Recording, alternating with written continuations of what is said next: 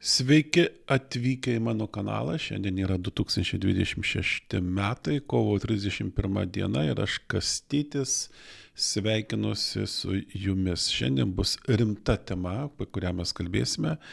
Taigi bus kas ir dėl kokios priežasties panaikino Lietuvos kontražvalgybą ir be abejo, kokios yra pasiekmės viso šito dalyko. Vakar truputėlį per ilgai kalbėjau savo laidoje, daugeliu tam nepatinka, daugelis išsakė savo tokią pastabą man ir aš pilnai su tuo sutinku. Tačiau tema buvo svarbi, be to jinai buvo tokia emociškai man reikalinga ir aš norėjau būtent išsisakyti ir pasakyti tą, ką aš šiuo klausimu galvoju. Nes iš tikrųjų situacija informacinėje erdvėje yra stipriai suaktyvėjusi iš Rusijos pusės. Taigi, Lietuvoje sunaikinta kontražvalgyba. Kaip tai suprasti? Daugelis žmonių nelabai supranta arba taip kažkaip tai galvoja, kad tai yra tokie mistiniai žodžiai žvalgyba, kontražvalgyba ir ką jinai veikia, už ką jos atsakingos ir taip toliau. Ir tai klausimą palieka nesiaiškinant, kaip yra iš tikrųjų. Aš jums paaiškinsiu daug paprasčiau. Pavyzdžiui, įsivaizduokite, kad yra kovos su organizuotu nusikalstamumu kriminalinė tarnyba. Jinai yra tokia. Yra toks skyrius policijoje ir jisai kovoja su organizuotu nusikalstamumu Lietuvoje. Taigi, jie stebi situaciją, nustato tas grupuotės, atlieka slaptus tyrimus, užfiksuoja jų nusikalstamas veiklas ir jas užkardo arba neutralizuoja. Tai yra pradeda ikiteisminius tyrimus, o asmenis pasodina į kalėjimą. Taigi, jeigu dabar iš šitos tarnybos atimtume mes ikiteisminio tyrimo funkciją, atimtume baudžiamąjį persekiojimą kaip įrankį, kuris būtent ir padeda jiems kovoti su nusikalstamumu, užkardyti jų veiklas, neutralizuoti jų veiklas, tai kaip jos galėtų kovoti su tais nusikaltėliais? Jos galėtų tik stebėti situaciją, vertinti situaciją ir informuoti mūsų politikus arba aukšto rango valdininkus, štai kokia, kad ten, pavyzdžiui, Marijampolėje veikia 3 grupuotės, Kaune veikia 6 grupuotės, Vilniuje veikia 9 nusikalstamos grupuotės ir tokios, bet jokių veiksmų nedarytų ir nesimtų joms neutralizuoti, nes neturėtų tokio įrankio. Kontražvalgyboje yra tas pats. Kontražvalgyba yra tas pati kova su nusikaltimais, tik tai nepaprastais, o ypatingais nusikaltimais prieš valstybę, prieš tautą, kada yra griaunama valstybės sukurta, tautos sukurta santvarka, teritorija ir taip toliau iš vidaus ir bandoma viską pakeisti. Tai yra labai sudėtingas darbas. Tai yra tie patys nusikaltėliai, kurie veikia, bet jie veikia kitos valstybės finansuojami, apmokami, tai labai gerai žino savo darbą, laikosi visokios konspiracijos ir taip toliau. Dėl to saugumo yra skiriami dideli pinigai tam, kad jie galėtų kovoti būtent su šitais nusikaltėliais. Jeigu ten organizuotas nusikalstamumas ir grupuotės veikia, tai čia yra irgi organizuotos nusikalstamos struktūros, tačiau jos yra remiamos užsienio valstybės. Tai yra kur kas pavojingesnis. Ir dažnu atveju tos grupuotės veikia kartu su nusikalstamų grupuotėm siekdamos tam tikrų tikslų, jeigu tie tikslai atitinka. Tai yra kontražvalgybos darbas. Identifikuoti būtent šnipą, asmenį, grupę asmenų, kurie veikia prieš tautą, veikia prieš valstybę, užfiksuoti, uždokumentuoti jų nusikalstamas veikas ir neutralizuoti bei užkardyti jas. Ir dabar mūsų kontražvalgyba būtent neturi šito pagrindinio įrankio. Ji negali užkardyti, ji negali neutralizuoti, nes ji neturi funkcijos baudžiamojo persekiojimo. Ji gali tik stebėti situaciją, vertinti ir informuoti vadovus. Visose pasaulio šalyse, normaliuose šalyse, vakarų pasaulyje, toj pačioj Rusijoje, pavyzdžiui, ir Kinijoje, nenormaliuose, pavyzdžiui, pavadinkim taip, autokratinėse arba diktatūrose, bet tuose šalyse, kur veikia žvalgyba ir kontražvalgyba, tai kontražvalgyba yra atskirta nuo žvalgybos ir kontražvalgyba turi šitą funkciją, turi tuos dantis, turi šitą įrankį baudžiamąjį persekiojimą tam, kad jį galėtų pasiekti tą rezultatą ir duoti. Tai yra ir Didžioji Britanijoje MI5, tai yra ir Amerikoje federalinių tyrimų biuras, tai Rusijoje FSB, tai ir Izraelyje yra, ir Vokietijoje, ir Prancūzijoje.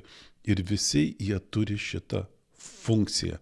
Kontražvalgyba, nemaišykite kontražvalgybos su žvalgyba, tai yra visiškai skirtingi dalykai, kurie siekia skirtingų tikslų ir tų tikslų siekia skirtingomis priemonėmis. Dabar, o kasgi Lietuvoje sunaikino arba panaikino kontražvalgybą?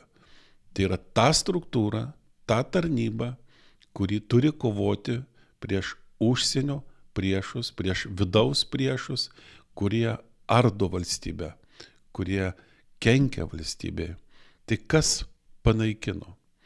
Tai aišku, panaikino politikai, čia net nėra kalbos. Jie priėmė įstatymą, kuriuo atimė iš Valstybės saugumo departamento kontražvalgybinės funkcijas, tai yra baudžiamojo persekiojimą, paliko tik tai žvalgybos, tai yra stebėjimą, tai čia net nėra kalbos, bet kalba yra apie tai, kas įtakojo, kas inicijavo, kas yra tas užsakovas būtent kontražvalgybos žlugdymo. Tai aš išskirsiu 3 tokius dalykus. Tai pirmas, be abejo, tai yra Kremlius ir jo agentai Lietuvoje, kurie stipriai veikė, dar man dirbant saugumo departamente kontražvalgyboje. Ir aš matau, kad dabar taip pat tie patys asmenys praktiškai taip pat veikia. Antras, tai įtakos grupės, kurios yra įsitvirtinę energetikos sektoriuje, medijoje, kitur ir kontroliuoja milžiniškus finansinius srautus. Ir trečias, taip pat saugumas. Taip pat saugumas galėjo kreiptis, pavyzdžiui, į Seimo narius, tai prezidentą prašydamas, panaikinkit šitą funkciją, nes jinai mums kenkia dirbti. O iš tikrųjų ją panaikinus, tai faktiškai nelabai ką dirbti reikia. Tai analizuoti, vertinti, sėdėti, skaityti naujienų portalus, socialinius tinklus, pasikalbėti su žmonėm ir viskas iš tavęs daugiau nieko ypatingo nereikalauja. Tai štai 3 dalykai, kodėl būtent jie atrinkti. O todėl, kad jie yra tie, kurie turi pakankamos įtakos, kurie daro įtaką politikams ir politikai jų klausosi. Įsivaizduokite, dabar ateina, pavyzdžiui, į Seimą profsąjungos atstovai kažkokie tai ir sako, reikia pakeisti įstatymą tokį dėl nacionalinio saugumo. Tenais mums reikia pakeisti, atimti funkcijas iš kontražvalgybos. Kasgi klausys jų? Niekas jų neklausys. Pavarys kuo toliau, ką jūs čia veikiat ir ką jūs čia darot. Ateina, pavyzdžiui, sakykime, kokį nors vidutinio nestambaus verslo atstovai ir sako, mes norime, kad tokį įstatymą pakeistų, iš saugumo atimtų tokią funkciją. Na, kasgi jų klausys? Argi jie įtakingi? Jie neįtakingi, niekas jų neklausys. Sakys, čia yra laisvė, čia demokratija ir prašom, ten siūlykit, turi tokią teisę, bet kaip toliau bus, tai čia yra jau visai kiti dalykai. Taigi, 2011 buvo pakeistas įstatymas, buvo iš Valstybės saugumo departamento atimta ikiteisminio tyrimo funkcija, tai yra baudžiamojo persekiojimo funkcija. Kontražvalgyba praktiškai negali atlikti nuo to laiko savo darbų. Ir tuo metu buvo aiškinima taip, kad šita funkcija, tai yra baudžiamasis persekiojimas, Valstybės saugumo departamentų trukdo dirbti. Tai nėra jo paskirtis. Jo paskirtis yra stebėti, vertinti, analizuoti ir informuoti vadovus. Tipo, gerbiamas prezidentė, Lietuvoje sumažėjo gimstamumas. Tendencija yra dar didesnė. Gimstamumas mažės. Ir tai yra grėsmė nacionaliniam saugumui ir reikia imtis kažkokiu tai priemonių. Imkite. Gerbiamas prezidentė, energetikos sektorėje veikia grupuotė, kuri yra glaudžiai susijusi su Rusijos tenais kažkokia tai, pavyzdžiui, Jakūnino, Sečino oligarchų grupuotėmis, kurios daro jiems įtaką labai didelę. Štai grėsmė, imkitės, ką nors darykit, o mes sėdėsim kamputį ir žiūrėsim ir toliau vertinsim. Taip neturi būti. Priežastis yra netinkama. Bet tai buvo aiškinama žmonėms, taip aiškino. O tuo metu valdžioje buvo Seime pagrindinė partija, tai buvo konservatoriai, premjeras Kubilius, buvo, gal pamenat, 9-8 metais buvo Seimo pirmininkas Valinską pakeitė Degutienė, vėliau ir buvo Seimo pirmininkė, o taip pat prezidentūroje ir visoje valstybėje karaliavo Grybauskaitė, Dalia Grybauskaitė. Tai štai tokioj aplinkoj ir buvo priimtas štai toks sprendimas – panaikinti Lietuvos kontržvalgybą paprastu būdu. Taigi, kodėl buvo sunaikinta? Tai yra labai svarbus klausimas ir šitą klausimą turit suprasti.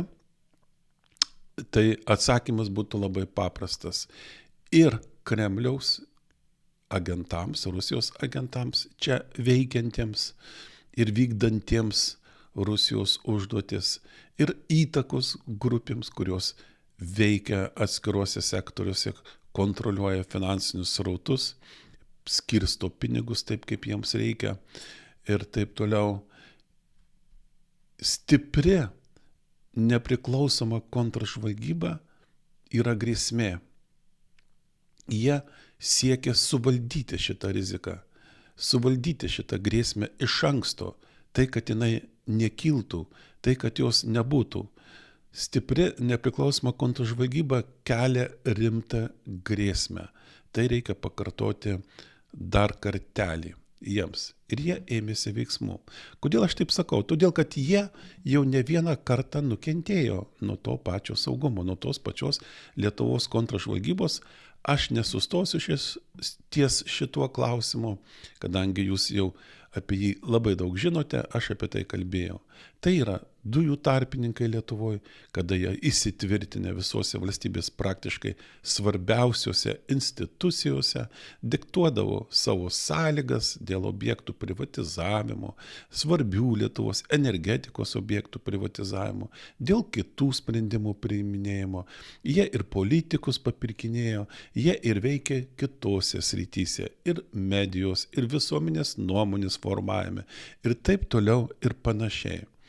Bet tuo metu, nežiūrint į tai, kad pačiame saugume buvo šitų būtent žmonių atstovai, kurie turėjo prižiūrėti, kontroliuoti, neleisti, kad išeitų kažkokia informacija į viešumą, kad nebūtų pradėti ikiteisminiai tyrimai, vis tiek kontržvalgyba rado būdą, kaip pradėti tą aiškinimąsi. Aiškiai, baigėsi viskas ne taip, tačiau baigėsi labai liūdnai. Tragiška mirtis arba nužudymas būtent saugumo darbuotojų Pociūno. Po to vyko tyrimas Seimo, kuris atskleidė Rusijos įtaką Lietuvos ir saugumui pačiam, ir kitoms institucijoms, ir visa kita. Aš nesikartosiu. Bet šitas procesas, ir su Uspaskichu, ir su kitais, kurie tuo metu vyko tyrimai, parodė tai, kad nepriklausoma kontržvalgyba turinti tokį įrankį, kaip ikiteisminio tyrimo, kaip baudžiamojo persekiojimo, kelia realią grėsmę ir Kremliaus agentams, ir įtakos grupėms. Nes jos praras galimybę veikti, nes jos bus ištrauktos į dienos viešumą, parodytos ir nuteistos. Ir ką tada? Jos prarastas galimybės. Ir kad taip nepasikartotų, kas jau buvo atsitikę, kad nepatirtų žalą ateityje, jie paprasčiausiai sugalvojo štai tokį ėjimą. O paprasčiausiai panaikinti kontržvalgybą, pavadinti saugumą žvalgybą ir suteikti jai funkcijas stebėti, vertinti, analizuoti ir viską tuo užsibaigti. Stebėti, informuoti, o nesiimti tų veiksmų, kad apsaugotų savo tautą ir užkardytų nuo užsienio priešiškos veiklos. Taigi, kokia galėtų būti išvada iš viso šito mano pasakymo, iš viso šito mano pakalbėjimo? Tai aš pasikartosiu, gal daugelis jau girdėjo tą dalyką, tai kad kaip vienas JAV profesorius dabar, bet ilgametis, daug metų pradirbo jisai žvalgyboje, ne kontražvalgyboje, pasakė tai, kad jeigu šalies kontražvalgyba yra silpna arba jos nėra, tai tada šalį valdo jos priešas, užsienio valstybė arba įtakos grupės atskiros. Kodėl taip sakau? Todėl, kad kontražvalgybos būtent esmė ir paskirtis yra tuos užsienio agentus, kurie įtakoja, kurie daro sprendimams didelį įtaką, kurie neša žalą įtakos grupėms, kurios veikia savo naudai arba savo privatiems interesams, darant žalą visuomeniai, darant žalą tautai, didelę žalą, milijardinės vertės, jie būtų sustabdyti, neutralizuoti.